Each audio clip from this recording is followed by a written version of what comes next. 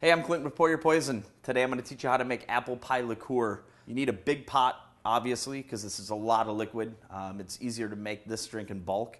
You can get the gallons of apple cider from any local grocery store. So I have a big pot.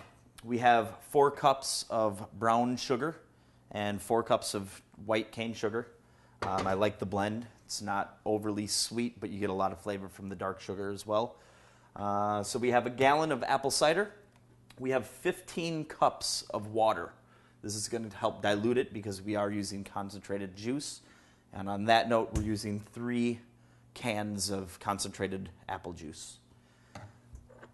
Anywhere from 20 to 30 pods of allspice. This is all in preference to how you like it. If you like a little more allspice flavor, you can add more. If not, this is good. And we're using 1 star anise just to give it a little more flavor. That'll be overpowering if you use any more than that. And actually, a lot of people don't use star anise in this, but I prefer the flavor. I'm going to be using the juice of 1 orange. What this does is it actually deepens the flavor a little bit, takes a bite out, adds a little different flavor profile to it. And we'll be using 8 cinnamon sticks. And of course, the active ingredient, Everclear. The one thing you don't want to do in this situation when you're making this stays out until the product is nearly finished and you're looking to package it. So set this to the side. Don't add it. You'll cook the alcohol out of it. That's what you don't want because you want this baby to be nice and strong. And of course, we're going to put a little extra vodka in it, so we're going to be using Rayhorst because we have to. We love you guys. So let's get started. Take the lid off. We are going to add the sugar to the pan,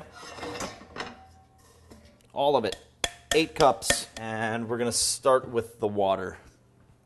Basically making a simple syrup solution. Add all of the water to it, and at this point you can start your heat. So now that the heat is on high, we're going to stir this up. We're going to squeeze the orange in. You can do it by hand. Now we're going to add the concentrate apple juice. All 3 cans. Gallon of apple cider, your choice, doesn't necessarily matter what kind you use. And now we can add our spices.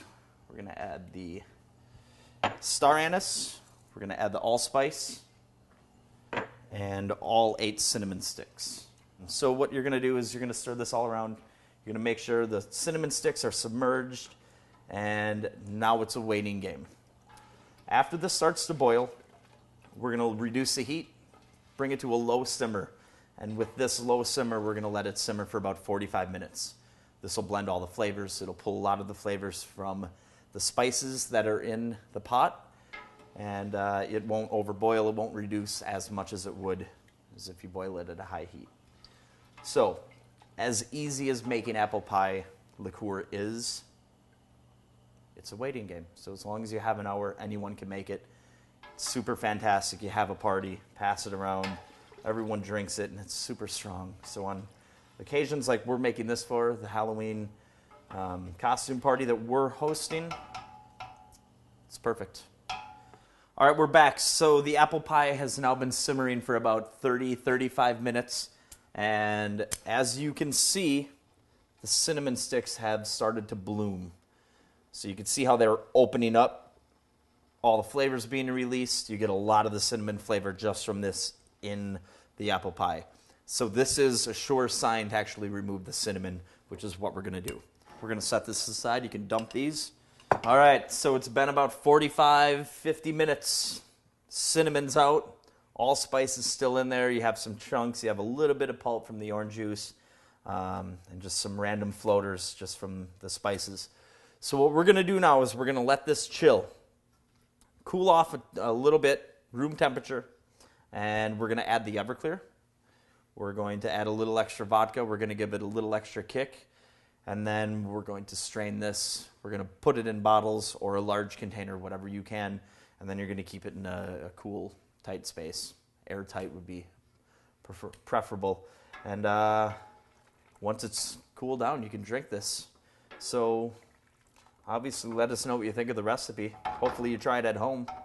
'Tis the season. It's coming up. So we're going to set this to the side. We're going to let this cool for just a couple minutes, and Enjoy.